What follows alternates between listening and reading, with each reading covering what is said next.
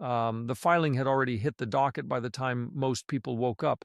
The price had already moved, the red candles had already done their damage, the panic posts were already flooding my feed, but I wasn't watching the candles, I was watching the silence. At 3:17 a.m., my screen was glowing in the dark. XRP had dipped hard, not a catastrophic crash, but sharp enough to trigger stops, sharp enough to shake confidence, sharp enough to remind retail who really controls liquidity. And then the court document surfaced.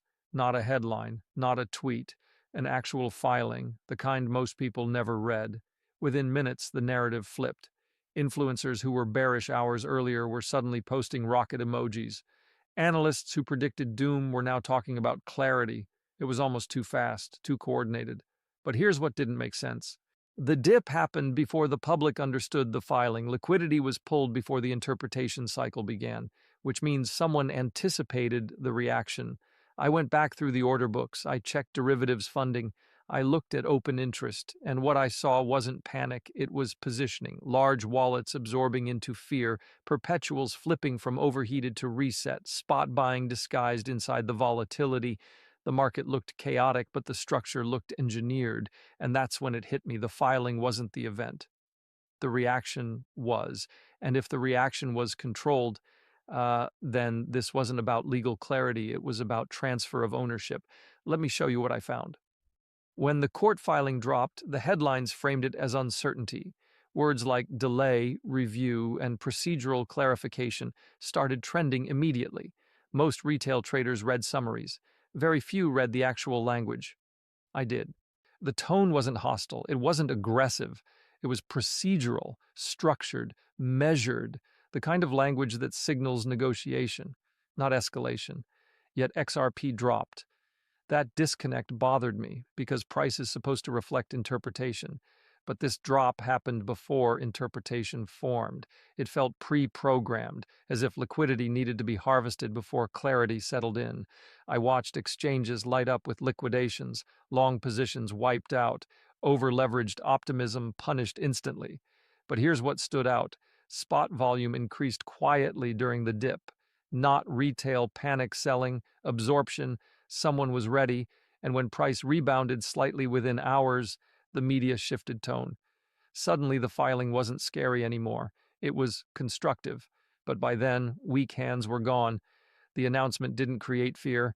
It triggered it, and someone was waiting on the other side.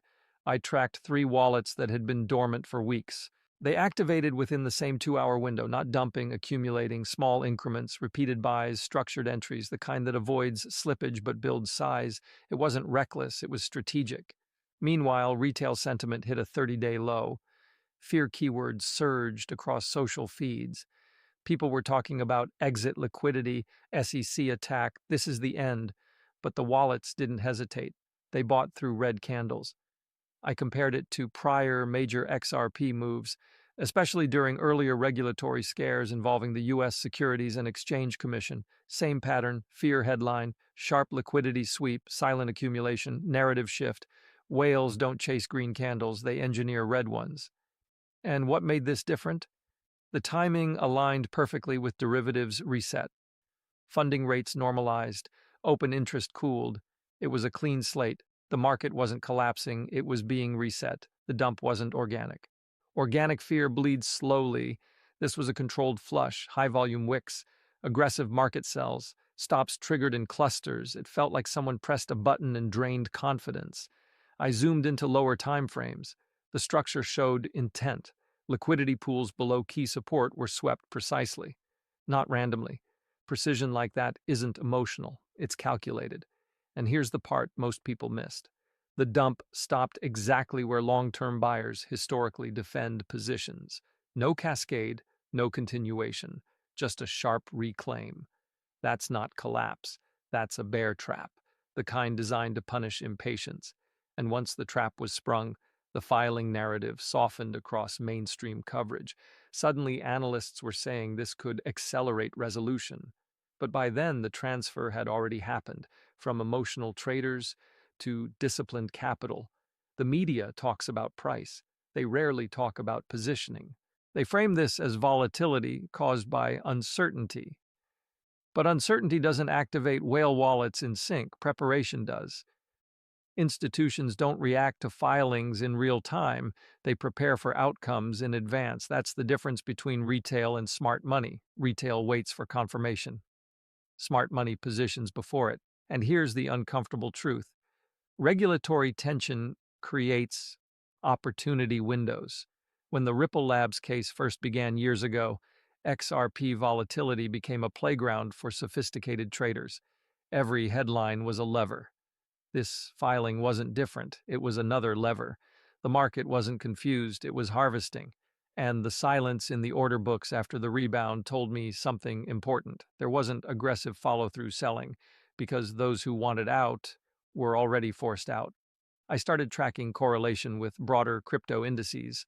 Oddly enough, XRP decoupled briefly during the dip. That's rare. When an asset moves independently during regulatory news, it suggests targeted activity, not market-wide panic. I checked derivatives desks. Volume spiked, but funding flipped neutral quickly. That tells me leveraged traders were cleared efficiently. Clean slate. That benefits institutions preparing for structured entries because institutions don't like crowded trades. They prefer cleared positioning. And right after the flush, block-sized transactions appeared, not flashy, but steady.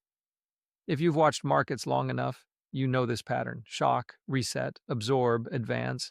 The public sees chaos, institutions see opportunity. I read the comments. I'm done. SEC will never let this run. Every pump gets sold. Emotional fatigue is powerful, and fatigue creates exits. But here's the paradox: the moment retail loses belief is often when structural risk decreases. Because overcrowded optimism is dangerous. Disbelief is safer. When everyone expects downside, downside becomes expensive to sustain. I've seen this before. Markets don't reward consensus, they exploit it. And during this filing, consensus turned bearish fast, too fast, which makes me question whether that emotional swing was organic or nudged. Within 24 hours, headlines shifted. Procedural progress, path toward clarity, positive implications. Nothing fundamentally changed, just interpretation, and price began stabilizing, slowly, quietly. This is how reversals begin, not with fireworks, with recalibration. The emotional extremes cool, the structure rebuilds, liquidity thickens, the panic phase ends, and positioning phase 2 begins. If you blink, you miss it. The filing shocked everyone, but not because of what it said, because of how the market reacted. I ignored the panic because I've learned something about XRP.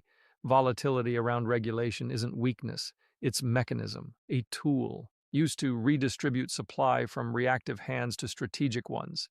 This wasn't about legal fear, it was about liquidity engineering. And here's the warning: if you trade headlines, you become liquidity. If you study structure, you become patient. This market doesn't reward emotion, it rewards preparation. The next time a filing drops at 3 a.m. and red candles flash across your screen, ask yourself one question: who benefits from your panic? Because that answer will tell you everything.